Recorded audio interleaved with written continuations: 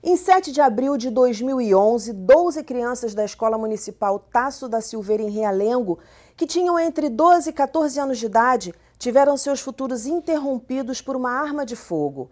Elas foram vítimas de um ex-aluno do colégio que, em seguida, cometeu suicídio. Ele teria sofrido bullying anos antes no mesmo local. A notícia do massacre gerou, entre dezenas de sentimentos, amor. Isso mesmo, como a flor de lótus que nasce na lama, o belo floresceu. E é sobre essa lição que nós vamos falar hoje. Então fique ligado, está no ar o Educação.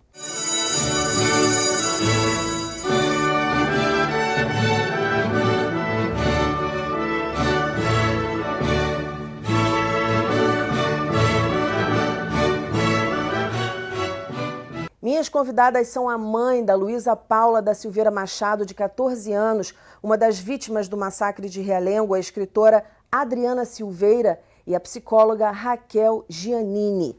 Muito bem-vindas ao programa. Eu vou começar com você, Adriana, porque você tem uma frase que eu já ouvi em algumas entrevistas suas, que eu acho bem forte, bem interessante, que você transformou o luto em luta. E aí eu queria que você falasse rapidamente como foi isso para você. Então, para mim foi... Eu devia isso à minha filha, né? Luísa foi só amor, quando ela veio ao mundo, foi muito bem. Primeira neta, enfim. E quando isso aconteceu, você mergulha num mar de sofrimento e você tem que fazer uma escolha, né? Ou você vai junto, ou você renasce das cinzas. Uhum.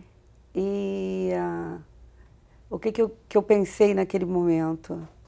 Naquele momento, a única forma que eu tinha, né, de eternizar a memória dela, a memória daquelas crianças, mas de uma forma positiva, né, para que as pessoas não só lembrem do massacre, do terror, né, que foi, mas que aquelas crianças foram amadas e estavam dentro de uma escola.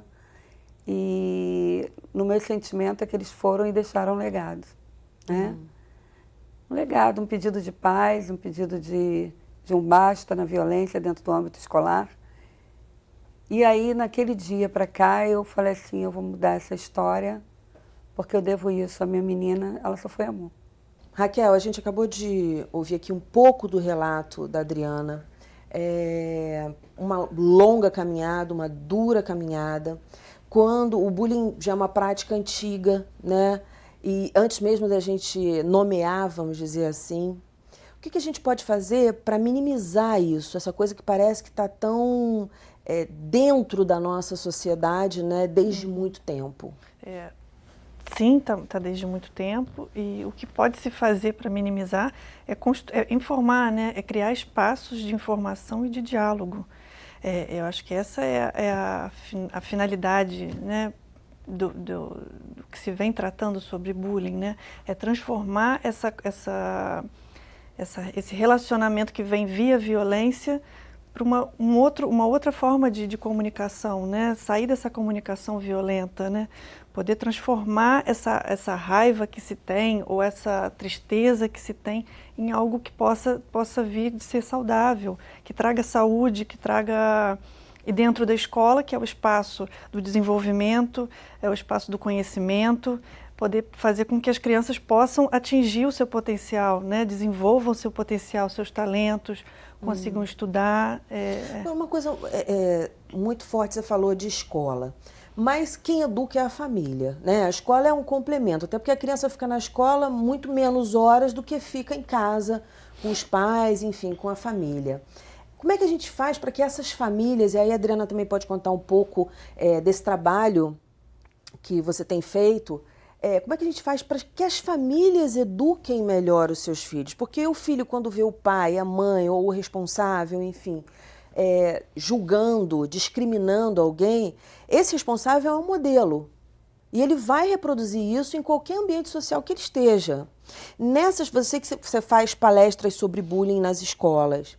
Você trabalha também esse lado da família, Adriana? Pois é o início de tudo, né? Quando eu acabei lançando o livro, a intenção foi falar com os adolescentes sobre valores, enfim, sobre o bullying, mais focado sobre o bullying. E por eu conhecer uma criança que relatava a dor, o sofrimento que ela estava passando dentro da escola, ela tinha 5 aninhos. Eu falei assim, peraí. E os valores se perderam todos. Eu não acredito que uma criança de 3, 4 anos vai fazer uma coisa tão terrível, né? Humilhar um amigo, se ele está fazendo isso porque ele viu alguém fazer. Claro. Né? Ele vê dentro de casa, ele está só repetindo um ato que ele está acostumado a ver. Então, eu acho que as famílias têm realmente uma grande importância, né, nessa construção dos valores com os filhos, que infelizmente hoje os valores, todos nós sabemos que está se perdendo. Enfim, no livro eu tento passar para as crianças a importância do por favor, muito obrigado. Quer dizer, você né? escreveu um livro baseado nessa história, na história da... Pois é, o livro fala de um anjo, né, que veio à Terra para plantar a sementinha do amor, e aqui deixou e depois voltou. Em homenagem à sua filha. Em homenagem à minha filha. E ali eu começo a despertar na curiosidade das crianças, né, os valores humanos, a importância de ser amigo, não importa como o outro é, né, se ele é gordo, se ele é magro, enfim, quais são as diferenças dele. O importante é que ele é um ser humano e que você não faça com o outro o que você não gosta que faça com você. Se dói em você, dói também no outro. Essa menina de 5 anos, qual foi o caso dela? Então, ela me encontra chegando em casa e me chama e diz, tia, você está fazendo um trabalho falando sobre o bullying, né? Eu falei, sim. Ela, olha, eu tenho que te contar, eu não quero mais ir para a escola. E assim, naquele momento eu fiquei muito, até mexeu um pouco com o meu emocional. Eu falei, não, vamos conversar. E aí ela começa a contar que ela era muito humilhada dentro da escola. E era uma escola particular. Quando ela chega dentro daquela escola, as crianças não queriam brincar com ela. Tem sempre uma que lidera a turma, né? E que o tempo todo dizia, não brinca com ela é muito gorda, ela é feia. Enfim, e aquilo estava fazendo ela sofrer muito, né? E ela disse que chegou ao ponto de chegar na escola e dizer assim, você não é do bem, porque você está me fazendo tão mal. Nossa, ponto da criança não querer estudar, né?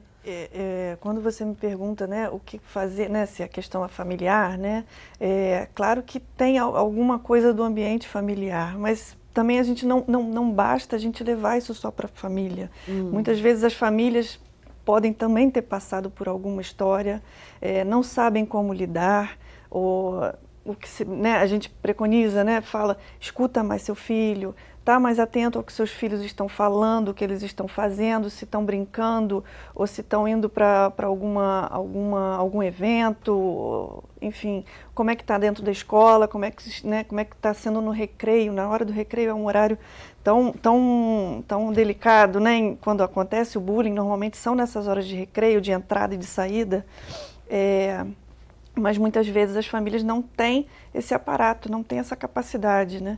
E aí entra, sim, algumas ações como essa do seu livro, como que as escolas podem estar aí oferecendo um canal para estar fortalecendo essas famílias, né, para estar orientando essas famílias. E não só as escolas, eu acho que as escolas têm mais que fazer, mais parcerias com outras instituições, né, com ONGs, porque a escola por si só... Acho que a gente também tem que se reeducar, né? Porque a gente veio de uma sociedade assim, por exemplo, fulano que é o careca, é o ponto de referência. O fulano que é o mais gordo, é o ponto de referência de brincadeiras, de piadas, né? Incrustado, então, né? Exatamente. E as pessoas falam isso, às vezes até sem se dar conta, por repetição. E acabam moldando também as crianças. Exatamente. Exemplos, né? Como os exemplos são fortes, né? Passando essa herança. Quais são os tipos de bullying? Existe classificação? Existem tipos, mas eles não acontecem separados, né? Tem o verbal, né? Que é essa questão, né? De xingar, ou de chamar, ou a maneira como se trata o outro, né? O físico, que normalmente acontece entre os meninos, né? Que é muito mais visto, né? Entre os meninos, né? Que é o bater, é o chutar, é a violência física mesmo. O psicológico, que está em todos eles, o moral, o sexual, que tem alguns também, que a gente escuta algumas histórias que ainda menos, né? Hoje em dia a gente tem escutado muito do físico e do verbal. A vítima do bullying é sempre quem é diferente, quem destoa do grupo, né? Uhum. São esses que normalmente são escolhidos. E normalmente quem tá com quem tem, são as crianças e adolescentes que têm uma autoestima baixa, que tem alguma dúvida em relação a alguma escolha. Uhum. E aí estão mais frágeis, não mais se conhece suscetíveis. ainda, estão se conhecendo. E é claro, uma criança e um adolescente, ele está passando por uma fase de se conhecer, né? Isso é inerente, é da fase, né?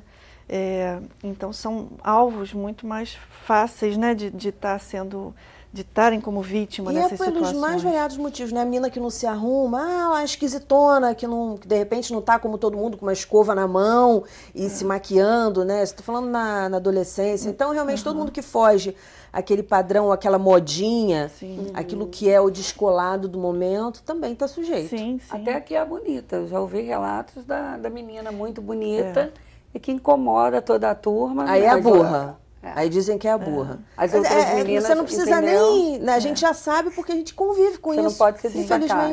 Infelizmente. As meninas são muito mais pela via do assédio, né, da fofoca, da exclusão. É isso que você contou dessa de 5 anos, né, que ficava excluída. Isso é muito comum entre as meninas.